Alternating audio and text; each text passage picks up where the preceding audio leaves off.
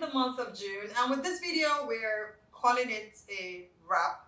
But before we go, of course, I must drop value, I must share value, I must drop nuggets that would help you on your saving journey. I mentioned something yesterday about banking this cost you have saved, when I said that when you walk to save costs, don't splurge on a drink, save the cab money that you saved. So I'll start from there. Make sure you bank your cost savings. I mean, if you were going to pay for your meal and someone offers to pay for you, don't just consider it free money, because there's really no free money. Don't consider it free money, bank it.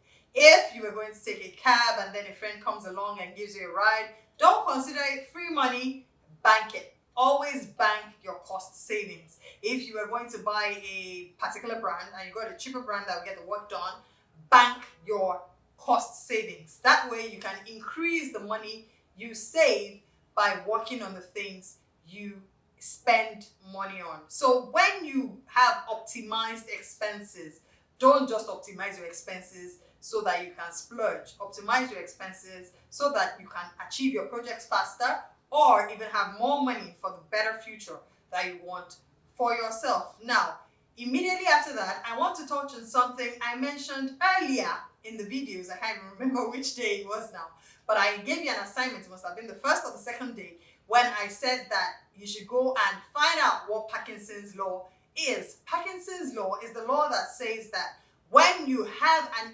increase in your income, your expenses would actually rise to match it. So when you were earning 100,000 naira every month, you probably had less expenses, and then now that you're earning more, your expenses are expanding. As a matter of fact, your taste would even change. You begin to feel you have arrived. You begin to feel you can't take a cab without paying someone else's fare. You know, there's just a mentality that comes with having more money. Now, you need to ensure that Parkinson's law does not apply to you. When you make extra money, bank it, save it, move it, invest in the project, whatever it is, just make sure you flout Parkinson's law by making provision for your extra money.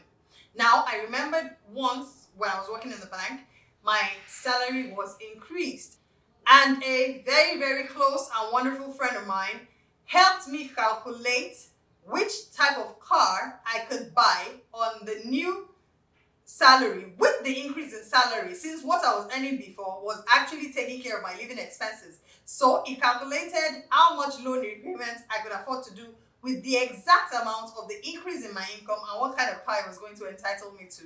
And so my lifestyle didn't change, but all of a sudden I could afford a brand new car from the increase. Now that is the kind of mentality we all need to have when we either get an additional source of income or we increase our income by any means.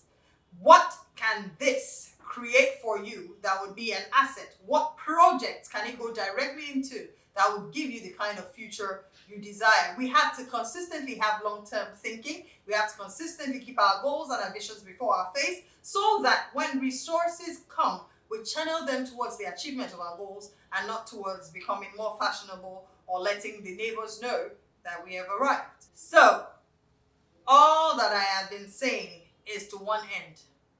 When you make more money, you can save it. But the tips I've shared between yesterday and today also tells you something. Even when you are not making money, you can save money.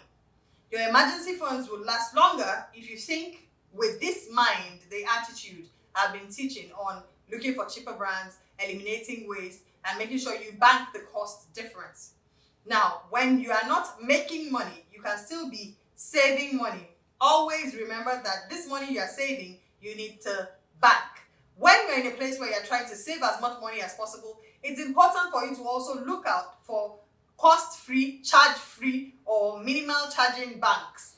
I know that the banks where we save our money is extremely important, and so you might need to be on the lookout for the bank that will offer you the best deal.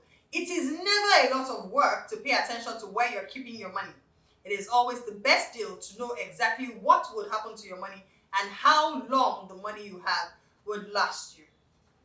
I hope that I've been able to impart some knowledge, give you some value, teach you better how to make the little you have lasts longer and creates the kind of future you want for you. If you have any questions on savings, or you need some handholding, or you need an accountability partner when it comes to your finances, please give me a shout out. I'm ever willing, I'm ever ready to help. And I have friends in this community who are financial literacy enthusiasts who would be willing to teach you and your friends how to better handle your finances. So please, a shout out, a call, a mail, a text, and we will be at your beck and call to help you achieve the kind of life you want. I hope it's been a wonderful month. I have enjoyed myself. I hope you enjoyed yourself too.